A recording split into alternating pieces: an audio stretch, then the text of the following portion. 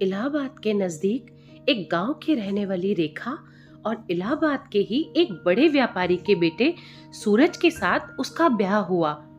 नए घर में बड़े ही आदर सम्मान के साथ रेखा ने गृह प्रवेश किया। शादी के 2-3 साल काफी हंसी और खुशी के साथ निकल गए और जैसे जैसे दिन बीतते गए रेखा अपनी जिम्मेदारियों की बोझ तले दबती चली गई।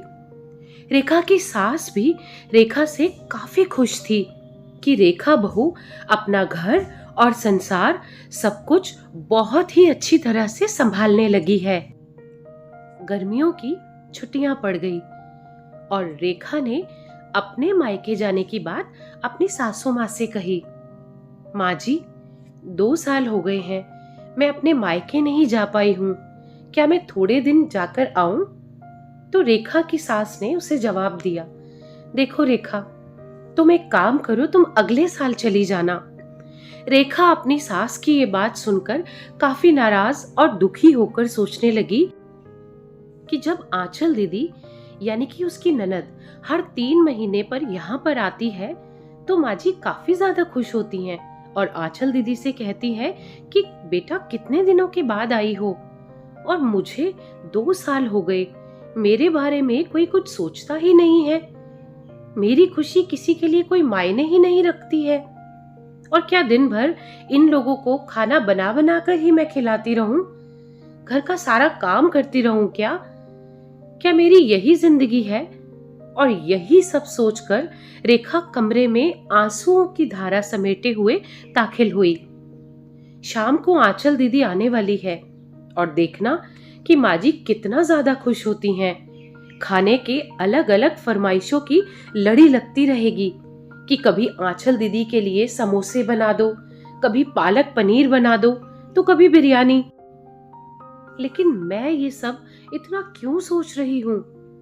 क्योंकि मुझे पता है कि खाना तो मुझे ही बनाना है। तो चलती हूँ किचन में और लग जाती हूँ अभी से तैयारी करने में।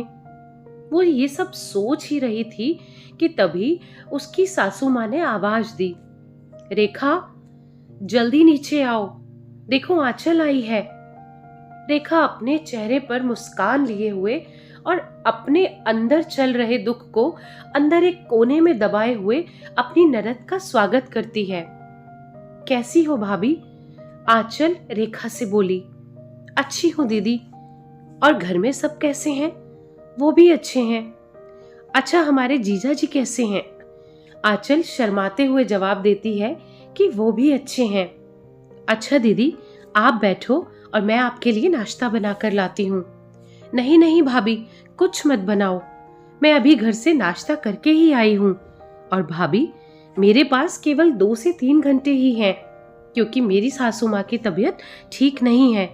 आपके जीजा जी उन्हें लखनऊ दिखाने गए हैं, तो वो बोले कि तुम अकेली यहाँ पर क्या करोगी? एक काम करो, तुम अपने मायके जाकर सबसे मिलाओ। सो मैं आ गई, मुस्कुराते हुए आंचल ने जवाब दिया। तो रेखा ने कहा, अच्छा दीदी रुको, मैं खाना बना देती हूँ, आप खा भी लीजिएगा और जीजा जी और आपकी सास के लिए खाना भी बांध कर दे दूंगी।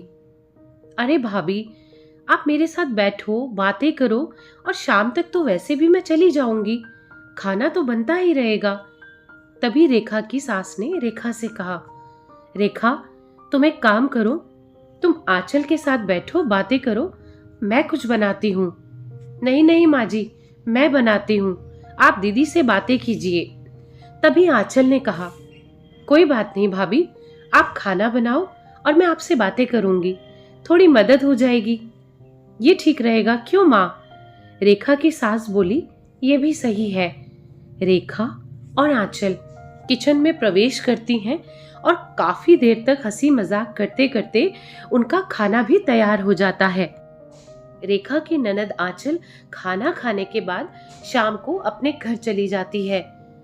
रसोई को समेटकर रात को अपने कमरे में रेखा गई तो उसके पति सूरज ने कहा, रेखा तुम काफी थक गई हो, आराम कर लो।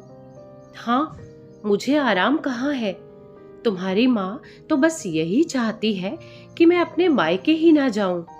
आंचल दीदी 1-2 घंटे के लिए आती है, लेकिन मिलकर तो जाती है ना। तो सूरज ने कहा कि हाँ, तो उसमें क्या है, तुम भी चली जाओ रेखा। और देखो रेखा, दीदी भी कहाँ आ पाती है। जब शरद जीजा जी अपनी माँ को डॉक्टर के पास दिखाने ले जाते हैं, तभी तो वो मिलने आती है ना। तो रेखा बोल पड़ी, इसका मतलब है कि मैं भी कभी नहीं जा सकती अपने मायके। तो सूरज बोला, ऐसे तो मैंने नहीं कहा रेखा। अच्छा तुम शांत रहो, मैं कल माँ से बात करता हूँ। तुम अपने मायके चली जाना, अब ठीक है। तुम तो रहने ही दो। गुस्सा करते हुए रेखा सो जाती है। सुबह उठकर रेखा अपने काम में रोज की तरह लग जाती है और दोपहर में शर्मा आंटी रेखा की सास से मिलने आती है और काफी देर तक बातें करती रहती है। तभी शर्मा आंटी रेखा की सास से पूछती है, आंचल की माँ, ये तो बताओ कि बहू और बेटी में तुम क्या फर्क समझती हो। रेखा इस सवाल के जवाब का इंतजार कर रही थी कि माँ जी का इस पर क्या जवाब होगा। तो रेखा की सास ने मुस्कुराते हुए कहा, बेटी कैसी भी हो वो मीठी ही रहती है और बहू तो नमक की तरह नमकीन होती है। ये सुनते ही रेखा निराश होती है और उसका दिल भी काफी दुखी हो जाता है। जब शर्मा आंटी चली जाती है तो काफी देर तक रेखा यही सोचती है कि मैंने माँ जी के साथ ऐसा क्या बुरा किया है कि जो माँ जी मेरे बारे में ऐसा सोचती हैं। उस दिन के बाद से रेखा हर पल उदास सी रहने लगती है। उदास रेखा को देखकर एक दिन रेखा की सास ने पूछा, रेखा यहाँ आओ, तुमसे कुछ किसी ने कहा है क्या? सूरज ने कुछ बोला है क्या तुमसे? कुछ नहीं माँ जी। रेखा की आवाज में दर्द था। रेखा की सास ने उसे अपने पास बिठाकर पूछा, नहीं रेखा, तुम बताओ आखिर हुआ क्या है। तो रेखा की आंखों में आंसू भर आए और रेखा ने अपनी सास को सारी बात बता दी कि कैसे शर्मा आंटी से आप बेटी और बहू में फर्क बता रही थी। ये सुनकर रेखा की सास मुस्कुराई और बोली, ओहो, तो ये सुनकर तुम नाराज हो गई हो, बस इतनी सी बात। रेखा बेटा, मैंने कहा था कि बेटी मीठी होती है, वो चाहे कितनी भी गलतियां करे उसकी गलती नजर ही नहीं आती। वो गुड़ की तरह मुंह में घुल जाती है और खाने में अगर मीठा ना हो तो कोई फर्क नहीं पड़ता है। और बहू नमक के समान इसीलिए है क्योंकि खाने में अगर नमक ना हो ना तो खाना बेस्वाद होता है। खाने में नमक मिलने पर हम जो खाना खाते हैं ना, उसी समय नमक के हम कर्जदार बन जाते हैं। ठीक उसी तरह तुम मेरे लिए वही नमक हो।